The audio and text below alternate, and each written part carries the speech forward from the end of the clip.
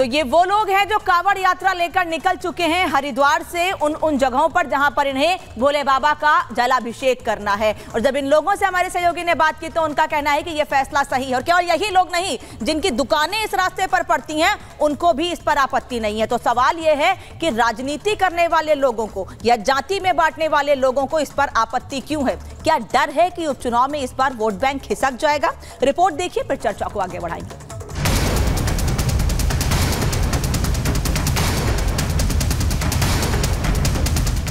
उत्तर प्रदेश में उपचुनाव की तारीखों का काउंटडाउन चल रहा है। इस बीच योगी ने ऐसा मास्टर स्ट्रोक मार दिया है जिससे विपक्ष चारों खाने चित होता दिख रहा है। कांवड़ यात्रा के रूट की दुकानों पर नामकरण का फैसला उपचुनाव से पहले गेम चेंजर साबित हो सकता है, क्योंकि ये सीधे तौर पर बीजेपी के हिंदुत्व वाली लाइन को सूट करता है। जब रामदेव को अपनी पहचान बताने में कोई दिक्कत नहीं है तो रहमान को क्यों दिक्कत होनी चाहिए? तो अपने नाम पर तो सबको गौरव होता है, तो नाम छिपाने की कोई जरूरत नहीं है। योगी सरकार ने जो आदेश दिया है वो जायज है। सनातनी जब कावड़ लेकर आते हैं तो 200-250 किलोमीटर लोग पैदल चलते हैं, शिवलिंग पे जल चढ़ाते हैं, और जब बीच में कोई थूका हुआ भोजन कर ले तो क्या होगा? उत्तर प्रदेश में जल्द ही 10 सीटों पर उपचुनाव है। लोकसभा चुनाव में बीजेपी की हार के बाद अब वो पुराने कलेवर में लौट रही है, क्योंकि लोकसभा में इंडी गठबंधन का जाति कार्ड भारी पड़ा। ऐसे में दलित और पिछड़ा वोट बैंक को फिर बीजेपी अपने साथ जोड़ना चाहती है। कांवड़ियों में इनकी संख्या भी ज्यादा होती है।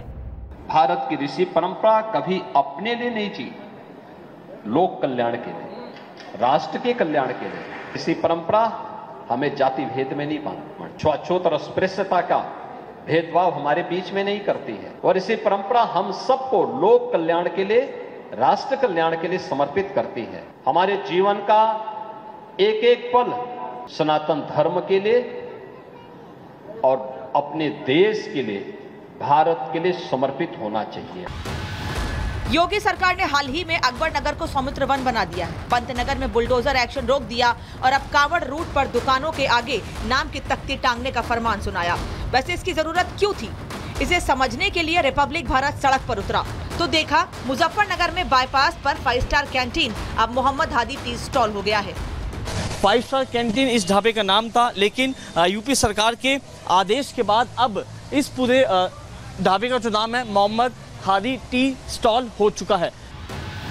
कई लोग नाम बदलकर या पहचान छिपाकर दुकानें चलाते थे, या फिर दुकानों ढाबों के नाम से क्लैरिटी नहीं मिलती थी, क्योंकि जो पहले तिरंगा टी स्टॉल था वो अब अफान भाई की दुकान बन गया है। पहले क्या नाम था इस तिरंगा टी स्टॉल। अच्छा, अब क्या हो गया है? नाम तो वही है अभी, पर हमने वो अधिकारियों ने कहा अपने नाम लिखवाओ तो हमने अपने नाम लिखवा दिए। क्या नाम लिखवाया आपने? अफान लिखवाया, आसिफ लिखवाया, नईम लिखवाया। जो यहाँ पे काम करते हैं सब लोग घर के ही हैं, सबके नाम लिखवा दिए फोटो के साथ। ऐसे ही जिस ढाबे का नाम डे नाइट कैफे था वो अब शमीम सैफी टी स्टॉल हो गया है। यहाँ पे ये तस्वीर ऊपर की तरफ देख सकते हैं, डे नाइट कैफे था, लेकिन सरकार के आदेश के बाद अब यहाँ पे लिखा गया है शमीम सैफी टी स्टॉल। इसी कंफ्यूजन को क्लियर करने या उजागर करने के लिए नामकरण का फैसला योगी ने लिया। वैसे इसका सियासी पहलू देखें तो उपचुनाव वाली 10 में से 5 सीटें कांवड़ यात्रा के रूट पर हैं। इनमें से मीरापुर, कुदर की खैर, गाजियाबाद और करहल इसी रास्ते पर पड़ती हैं। तो क्या यह फैसला परिणाम बदल देगा?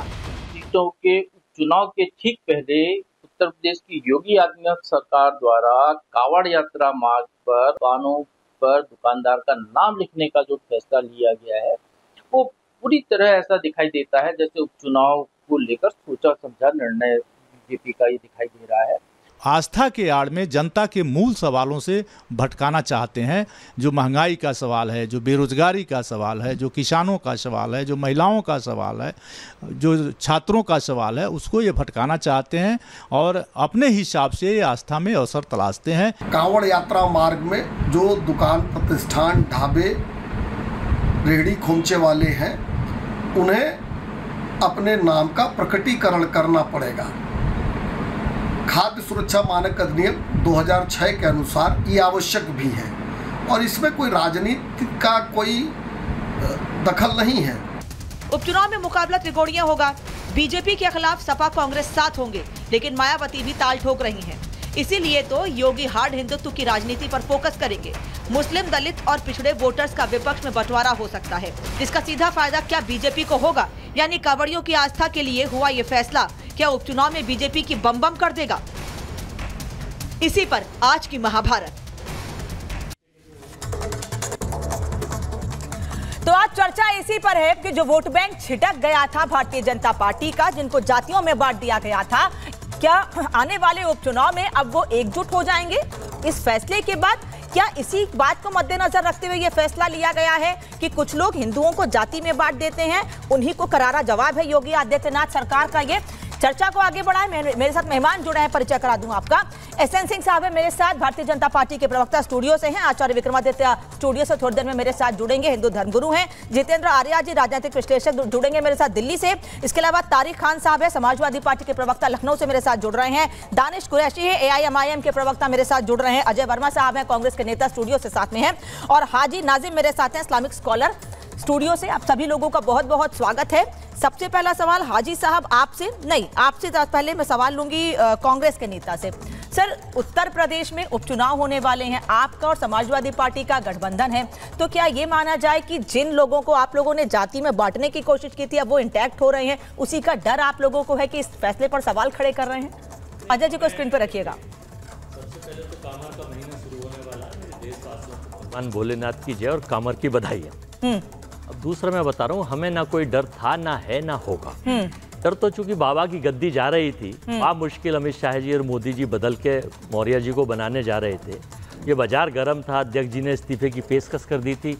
तो जब उन्हें ये लगा कि अब मौका लास्ट दिया गया 60 दिन का कि 10 चुनाव जो बचे हैं बाय इलेक्शंस यूपी में, तो और कहीं भी अगर हैं तो ठीक है। क्योंकि सबसे पहले तो भगवान श्री राम ने तीर मारा, उससे पहले भोलेनाथ ने तीर मारा, फिर बद्रीनाथ जी ने उनको चपत मारा। तो ये बाय इलेक्शन भी हारे, मेन इलेक्शन भी हारे और बैसाखियों पे टिक गए। बात इसकी नहीं है अनामिका जी, बात ये है कि ये गरीबों के खिलाफ, ये छोटे लोगों के खिलाफ, ये छोटे व्यापारियों के खिलाफ, ये पिछड़ों के खिलाफ, ये शेड्यूल कास्ट के खिलाफ सरकार है। ये केवल बड़े लोगों को बढ़ाकर उनको चाहती है कि वही लोग बढ़ें, और फिर उस पर बहाने में लगाते हैं ये लोग कि साहब ये अधिनियम था, सोनिया जी के टाइम में पास हुआ था। हाँ, खाद अधिनियम हमारी सरकार में पास किया था, मुलायम सिंह जी की प्रदेश में सरकार थी, हुआ था। उसमें कहाँ लिखा है कि आप बुग्गी वालों को, ठेले वालों को, आम वालों को, सड़क वालों को, उसमें लिखा है फर्म संचालक अपना नाम टांगे। इसमें ये तो कहीं नहीं लिखा। अच्छा, आदेश भी मौखिक किया या तो कोई लिखित आदेश दे सरकार। हमने पूछा पुलिस अफसर से कि नहीं साहब, लिखित आदेश हमारे पास कोई है नहीं। अगर है तो उसे सार्वजनिक करके चस्पा करें कि ये आदेश है, उस 6 का सहारा क्यों ले रहे हैं? अच्छा, क्योंकि ये हार से घबरा रहे हैं। अच्छा, दूसरी बात ये फिर अगर जहाँ तक सवाल है कि साहब आप नाम लिखना है, ये मत करिए, कोई चीज़ें करना चाहते हैं, तो मेरा अनुरोध है हिंदुस्तान के उन सारे भाई कामर भाइयों से कि पेट्रोल पंप सऊदी अरब पे जो तेल आता है, किसी अपनी मोटरसाइकिलों में तेल ना डलवाएं, क्योंकि वो सऊदी अरब से आ रहा है, मुस्लिम कंट्रियों से आ रहा है। दूसरा मेरा अनुरोध है, तेल खाते पीते थोड़ी हैं। नहीं, एक सेकंड, जरी की साड़ियाँ, जरी के कपड़े बनारस में, सिकंदराबाद में मुस्लिम कारीगर बनाते हैं, फिर उन्हें भी ना पहने। अजय जी एक बात बताइए, तीसरा सुनिए फाइनल कर ले, फिर आप सबसे ले लेना, क्योंकि मुझे और भी लोग देखिए बहुत जल्दी पूरा कीजिए। नाम बदलने की जहाँ तक बात है ना, चंदा दो, धंधा लो, इन कंपनियों के नामों के डायरेक्टर कट्टर RSS और बीजेपी के लोग हैं। देखिए, एक